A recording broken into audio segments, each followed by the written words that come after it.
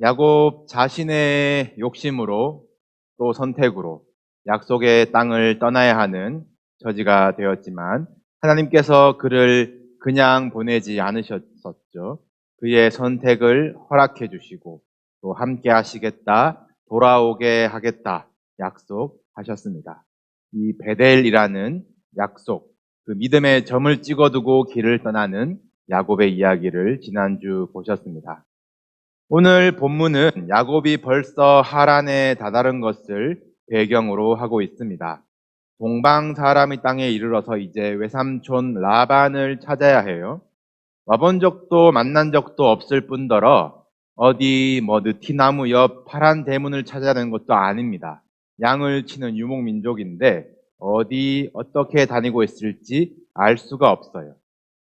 그러나 이 야곱의 이 고생길이 얼마나 순탄하게 열리는지 어느 우물에서 마침 라반을 아는 목자들을 만나고 또 마침 라반의 딸 라헬이 양떼를 몰고 우물로 오고 있다는 것을 듣게 됩니다.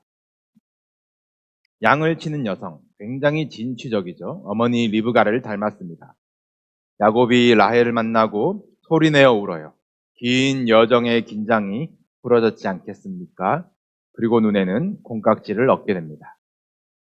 라헬이 아버지 라반에게 가서 이 조카가 왔다는 소식을 전합니다. 라반이 달려와요.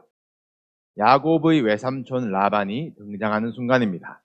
이 라반은 야곱의 어머니인 리브가의 오빠예요. 전에 아브라함이 늙은 종을 보내서 이삭의 아내를 찾게 하였을 때 아버지가 있음에도 리브가 측의 대표로 혼인의 거래를 주도한 인물입니다. 그의 가치관을 이 단적으로 묘사한 장면이 있는데요. 제가 창세기 24장을 읽어드리겠습니다. 리브가에게 오라버니가 있어 그의 이름은 라반이라. 그가 우물로 달려가 그 사람에게 이르러 그의 누이의 코걸이와 그 손의 손목고리를 보고 또 그의 누이 리브가가 그 사람이 자기에게 이같이 말하더라 함을 듣고 그 사람에게로 나아감이라. 사람을 만나고 경험하기 전에 무슨 말을 하는지 듣기 전에 라반의 판단과 행동을 이끄는 것은 누이의 손에 있던 코걸이와 손목걸이, 금부치를 향한 시선들이었습니다. 철저하게 재물의 이익에 따라 움직이는 사람이 라반이에요. 손해보는 일은 안 당하고 살았던 야곱이 이 하란이라는 훈련장에서 라반에게 얼마나 당하며 사는지 이 억울하고 불쌍한 이야기가 이제 시작되는 것입니다. 멀리 시집 보낸 이 누이 리브가의 아들이 수십 년 만에 찾아왔다는 이 소식에 라반이 달려가게 됩니다. 이 달려가면서 얼마나 기대했을까요?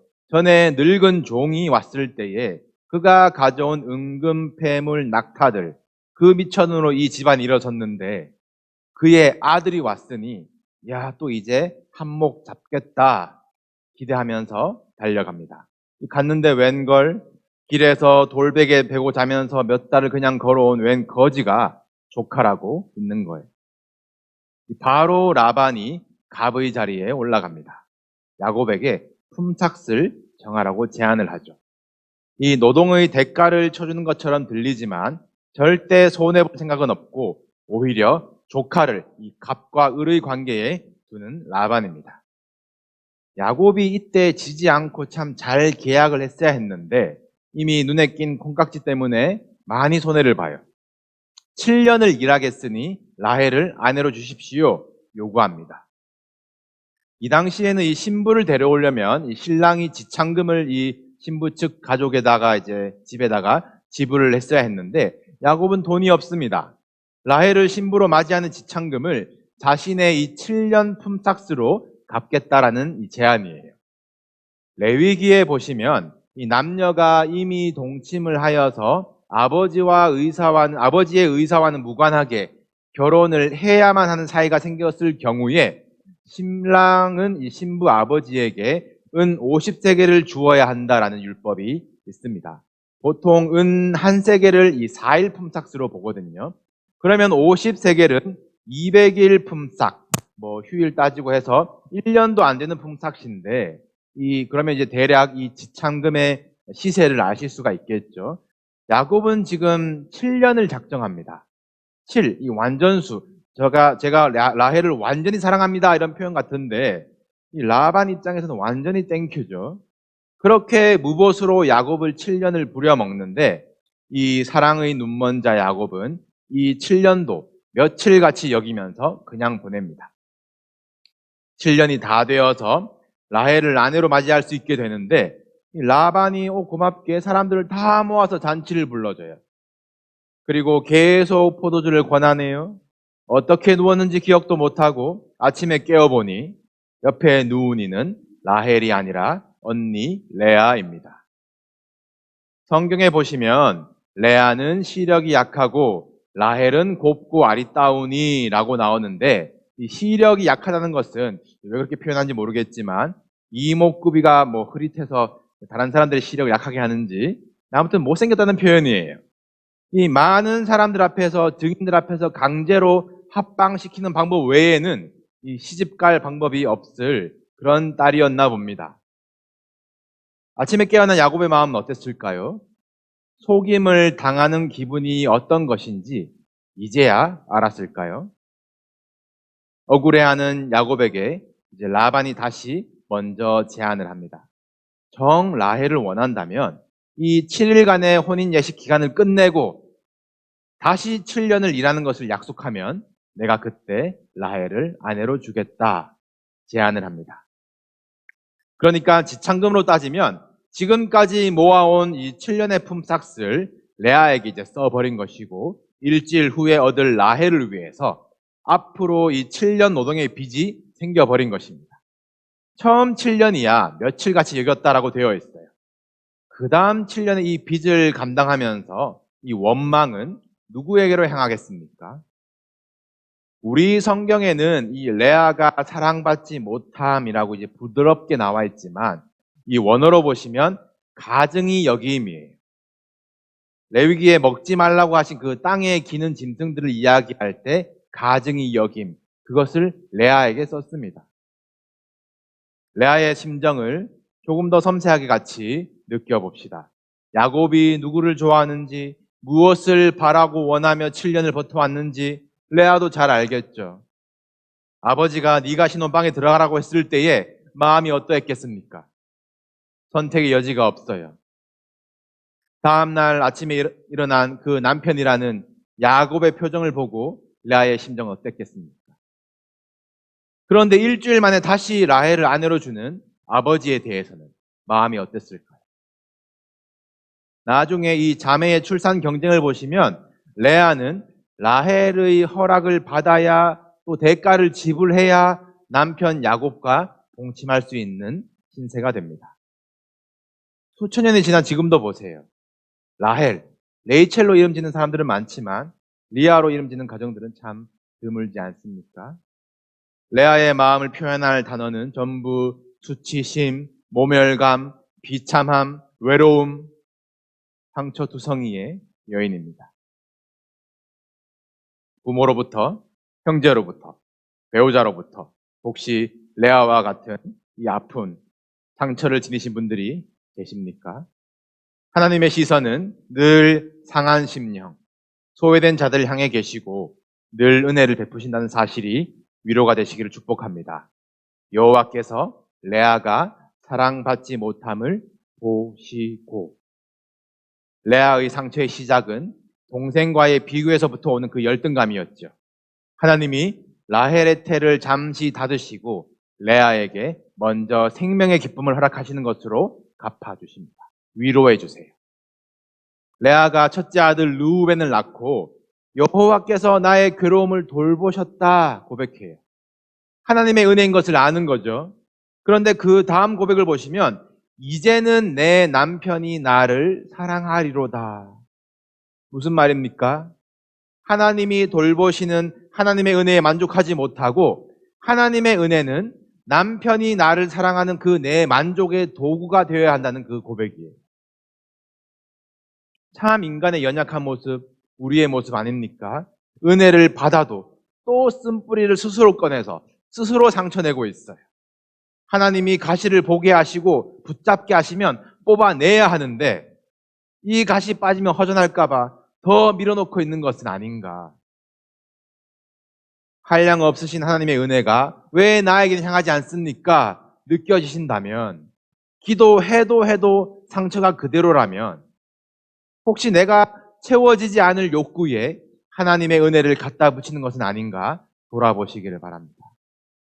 하나님이 나를 보시고 하나님이 나를 돌보시는 것, 그 은혜로 만족하시고 감사하는 인생이 되시기를 주님의 이름으로 축복합니다. 레아가 둘째 아들을 낳아요. 아직도 상처 가운데 있습니다.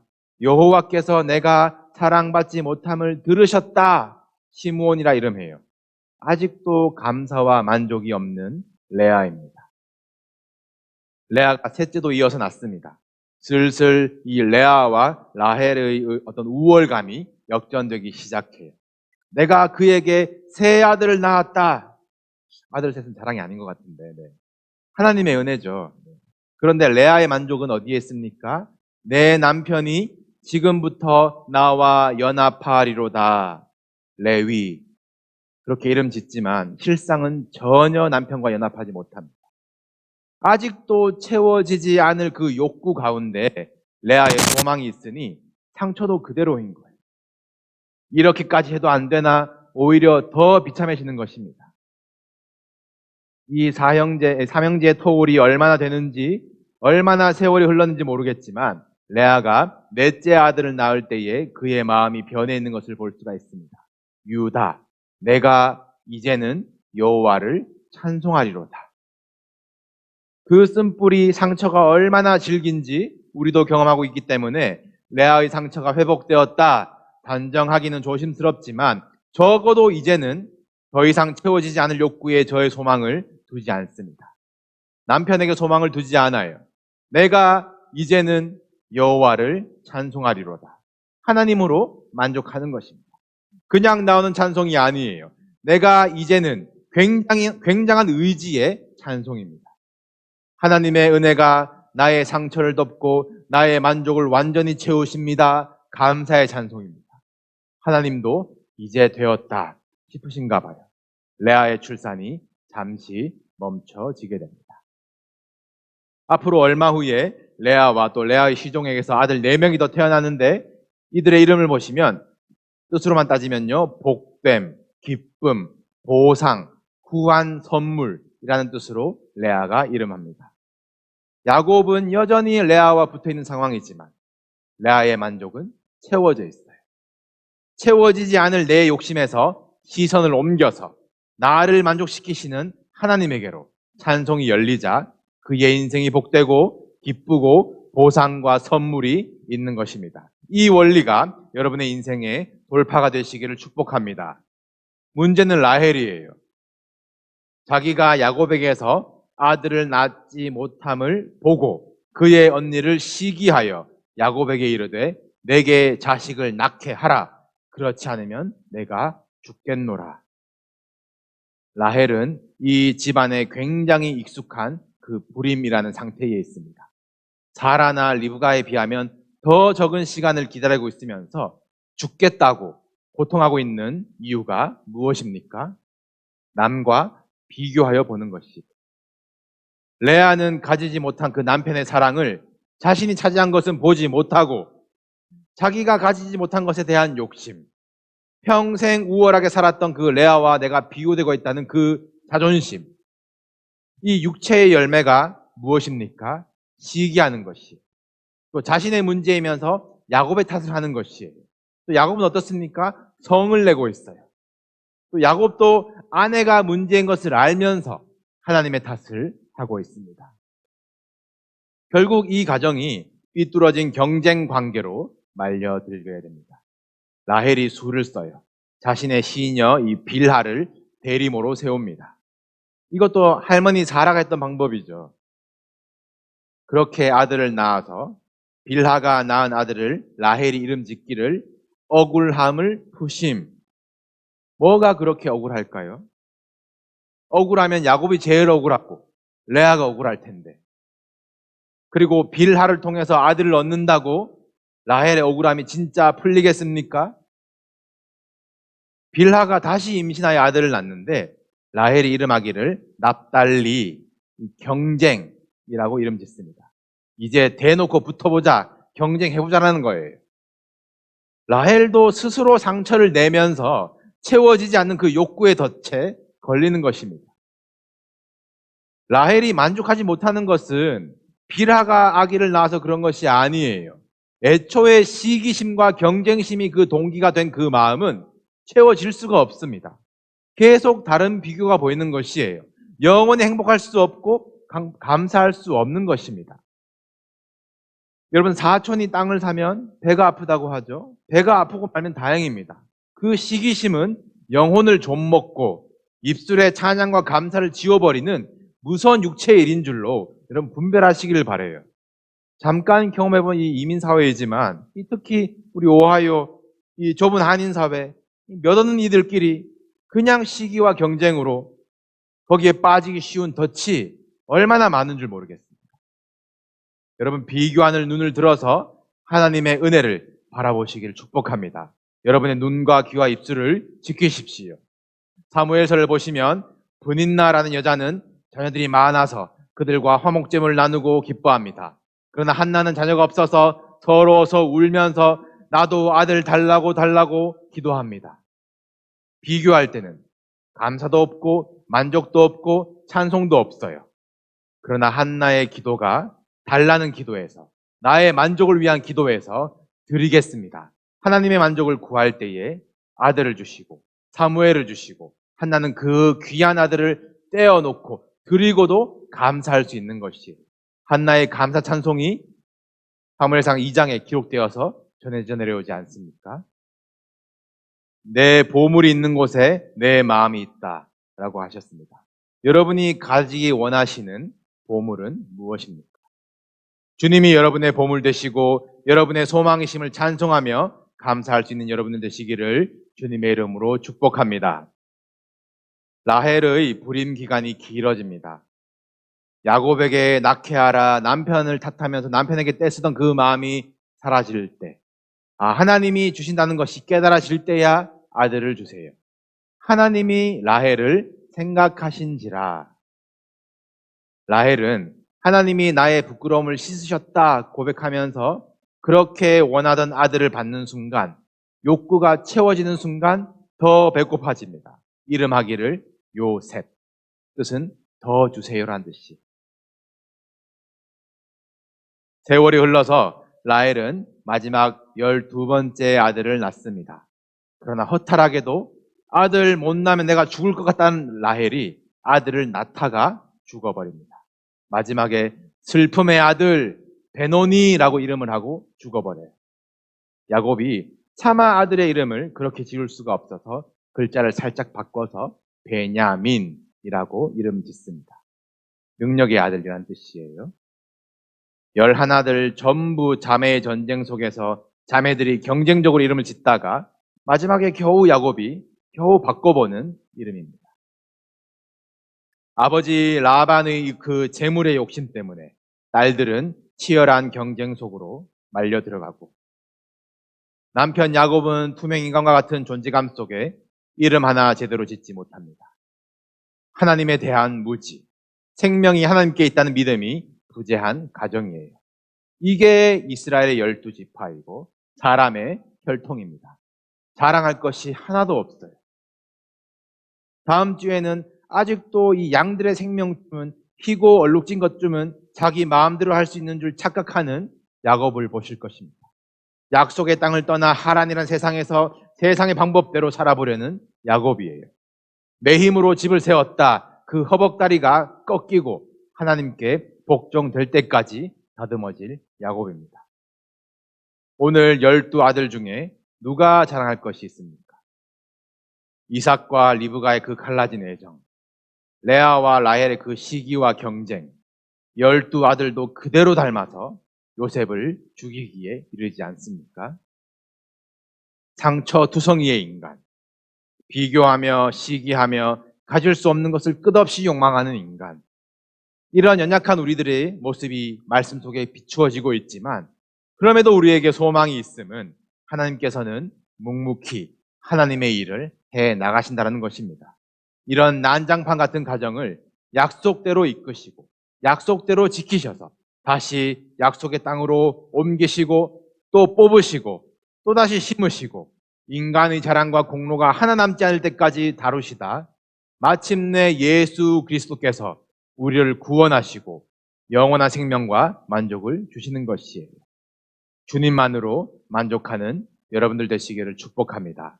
나의 상처에서 그것을 주님께 내어드리고 비교하는 눈에서 하나님을 소망하는 시선을 올려드릴 때에 세상의 것으로 채울 수 없는 우리 영의 만족이 내가 이제는 찬송하리로다 결단한 우리에게 한량없이 부어지시기를 주님의 이름으로 축복합니다.